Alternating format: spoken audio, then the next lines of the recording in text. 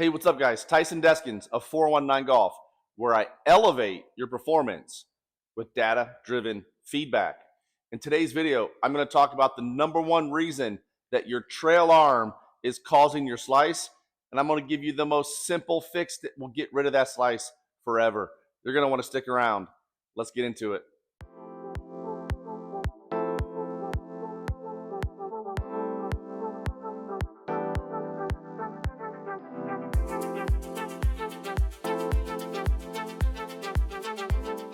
Okay, so in today's video, I'm going to tell you why your trail arm is causing your slice. The position of that arm, the position of the shoulder, it's not just about the hand, but why is your trail arm causing your slice? I'm going to show you exactly how to change the position of your trail arm that will dramatically get rid of your slice, dramatically improve your ball flight, make it much easier to hit those nice push draws so that you don't ever slice it again. Then I'll show you how to make sure that you keep it in check moving forward. Okay. So the number one reason, right, that I will see players slicing a golf ball when it comes to the trail arm is I will see a player, whether you're a right-hander or whether you're a left-hander, in their setup, they get this trail arm rotated towards the target. We would call that internally rotated. And what that does from this down the line view is that pushes my shoulder forward, aims my upper body left.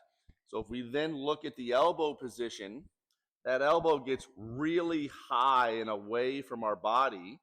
Our forearms are now aimed way left, and our hand gets way over on the side of the grip that is closest to the target. Okay? What that effectively does is it makes it hard to get your hands behind you, number one. Number two, that's going to make it really easy for this arm to want to come down and across on the way through, simply because of where that player put the golf or the trail arm in their setup, right?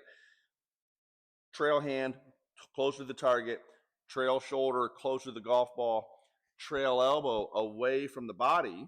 And all of a sudden we have all these pieces, right, that make it hard to close the face, make it really easy to swing left, creating this slice effect, right? So I'll just demonstrate it. I mean, I hit that really solid. That is going to be impossible to hit straight. You know, that golf ball goes 100 feet to the right, and all I did was put my trail arm in what we would call this internal or weak position in the setup.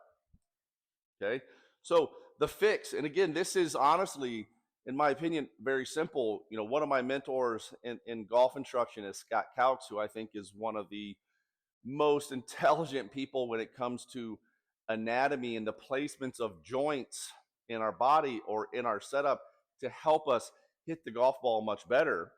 But simply what we've got to do is we got to take this trail arm and we got to do the opposite. We got to get the elbow pointed more towards our hip, and it's going to sort of go towards our belt buckle, if you will. This, from this down the line view, is going to pull that shoulder back. It's going to get the forearm more under. Effectively, that's a stronger grip, but we're doing that all the way up into the shoulder, right? We're not just moving the hand. What I'll see players do is they'll put their upper arm this way, and then they'll just move their hand. Well, their upper arm is still very weak position or rotated towards the target. We've got to take everything, and now all of a sudden what you'll see from this down the line view, when I do that, my right hand now is more on the side of the grip that is away from the target. My shoulders close, puts this elbow in a position now where it's going to make it much easier to swing from the inside, and that club face is going to want to close.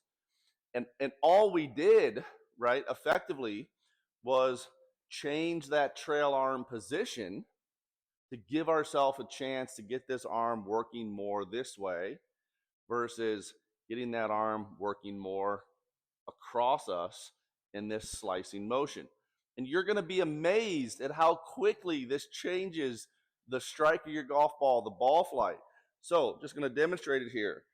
Trail arm a little bit more this way. trail hand a little bit more on the side. You would see from this down the line view, all of a sudden, my upper body, my forearms are now aiming a little bit more right. And that's going to hook, which is exactly what we want when we've just been slicing the golf ball.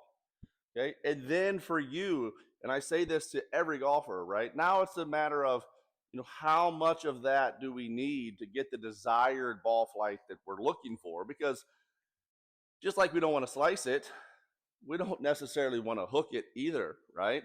So we want to feel somewhere in between. So way over here, way under here, sort of somewhere in the middle. Little bit of a push. I don't think I got that back. Started to come back. Path 3.8 degrees from the inside. Face 0.1 closed. Tiny little bit of a push. Didn't quite come all the way back. Best shot of the three from the arm position. So that's a really, really good position for me, right? I just got to time that up now. So way over, everything's going left. Way under, everything's going right. Somewhere in between is what we're looking for. Solid swing, solid strike. Very, very straight. Tiny little bit of a draw. Three from the inside. We take that every time. So basically, what I told you here in a very quick and short video is the position of this trail arm absolutely will destroy your ball flight, okay? So the way to check this in your setup, once you get set up to the golf ball, which side of the grip is this? We call this the radial bone. So this little, we call it the snuff box, right across your thumb, right behind your thumb, there's this little indentation. The bone that's going up your forearm. Which side of the grip is that on? Is that way over or closer to the target? Is that way under or away from the target, or is that somewhere in between? That actually affects the whole arm. Now, from there, where is the elbow or the crease of the elbow? If the crease of your elbow is also way towards the target of that trail arm, that's a very weak position. This whole arm now is rotated in. If that elbow is almost even facing away from the target, very, very strong, right? It's going to want to roll. We got to find somewhere in the middle, okay? And I've always loved, as a TPI certified instructor, I've always loved sort of pushing players on both sides of the fence, whether that's early extension, how they're controlling their pelvis. No different here with the arm. I literally want you to experiment, right, with getting this thing way over. All these pieces of the trail arm are internally rotated. I want you to feel that and just see how hard it is to square the club face up. That's just going to go a mile right. I want you to experiment with this thing being way under and go ahead and just hit some low screaming hooks. Be okay with what I call hitting shitty shots on purpose. Not because that's what we want to do, but we want to learn, right? And then find that middle ground where it's not too weak, too strong, somewhere in the middle.